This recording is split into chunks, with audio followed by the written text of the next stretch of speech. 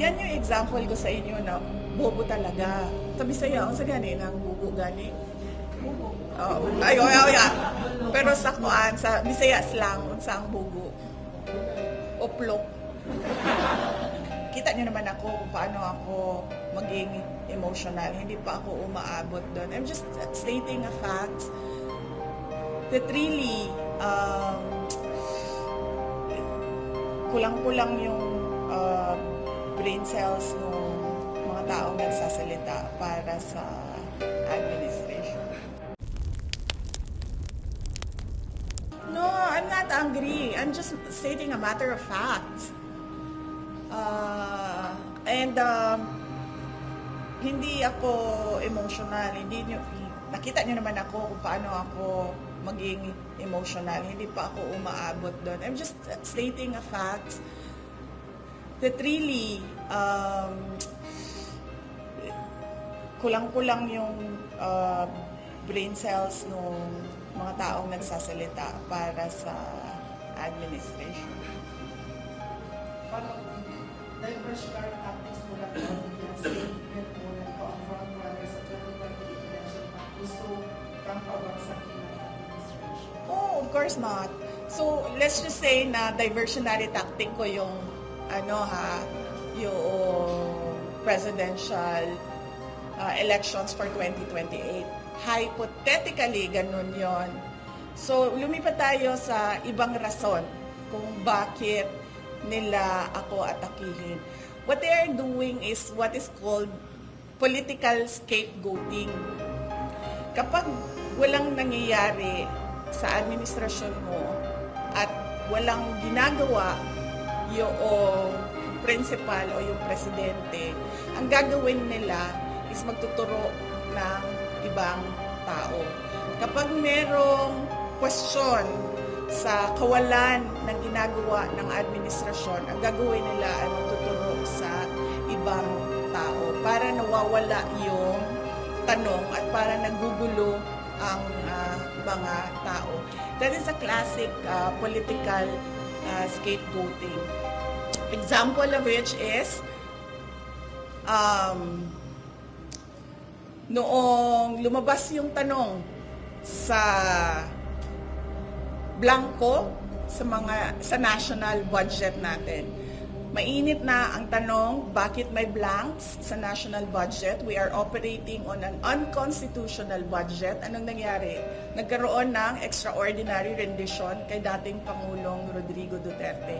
Idagdag na natin doon ang personal scandal ng member ng First Family doon sa United States of America. Anong nangyari? 3 days after, merong nangyari na extraordinary rendition o pagkuha kay dating Pangulong, sapilitang pagkuha kay dating Pangulong Rodrigo Duterte dito sa ating bayan at dinala siya sa the Netherlands.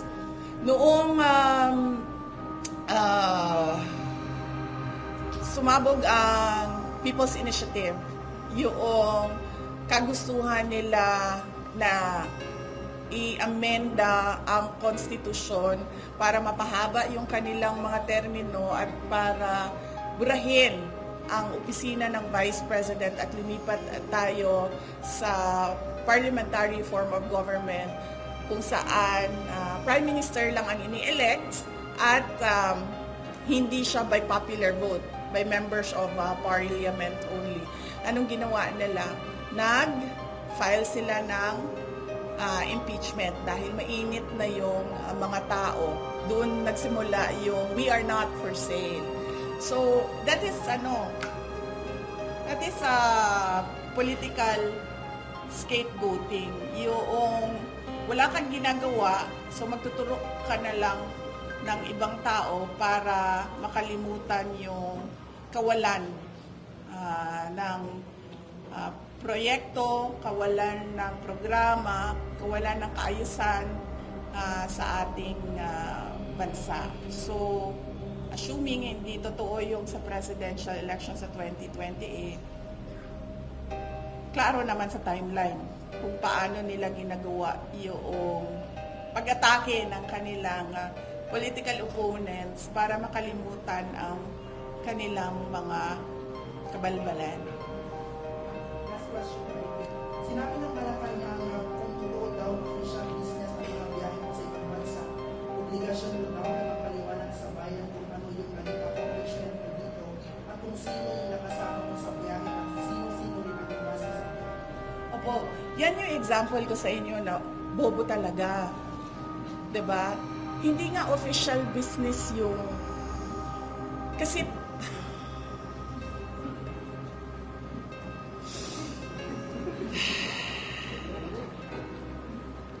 Kailangan ko pa ba mag-explain? Sige, kailangan ko mag-explain nito, no? Kasi ang kausap mo medyo mahina, 'di ba? So, sige.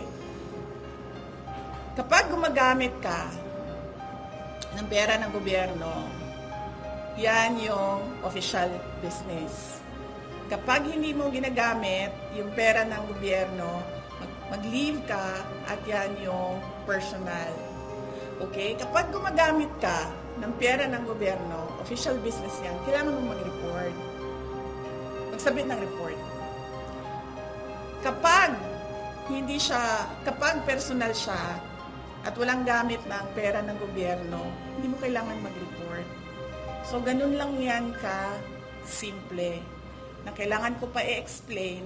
At ito po yung example ko o solid proof na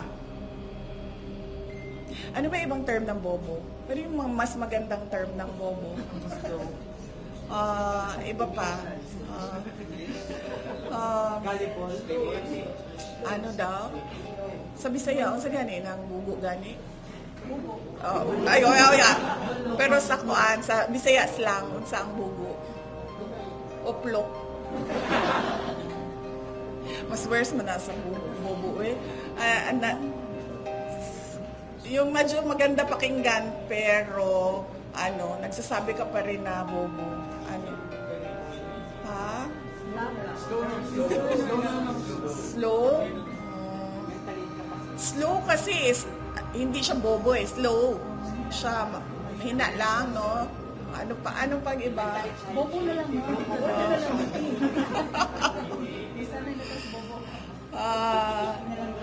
Diba? Yan yung example ko. Okay, kita nyo, kailangan ko pa mag-explain. Nakakahiya na yung ginagawa nila. Sa totoo lang, as a Filipino, I am truly embarrassed with what is happening in our country, especially coming from the administration.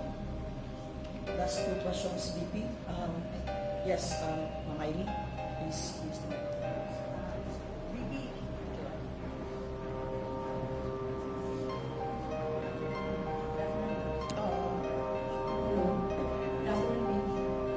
the last election, it was, I think, Sabo, Sara and Bongbong. Ngayon may lumalabas na Sabo, that's Sara and Bongbong. May possibility ko talaga, and you top the latest survey, as you the contender of the presidential race, and also Senator Wong as your vice or running. Is this possible? And what's your comment on this? Well, sinabi ko kanina, no, may nagtanong din niyan kanina, galing kami sa Igapos. Masyado pa kasing malayo yung 2028 para natin basihan yung surveys. Ang pinakamaganda kasi na survey na basihan is yung kung pag nakikita mo na kung sino yung mga official candidates ng certain position. Yun yung pinakamaganda na tingnan na survey kasi kandidato na sila lahat. So maganda na yung spread ng numbers. So masyado siyang malayo for 2028 and hindi natin alam kung anong mangyayari bukas. In fact, by my experience,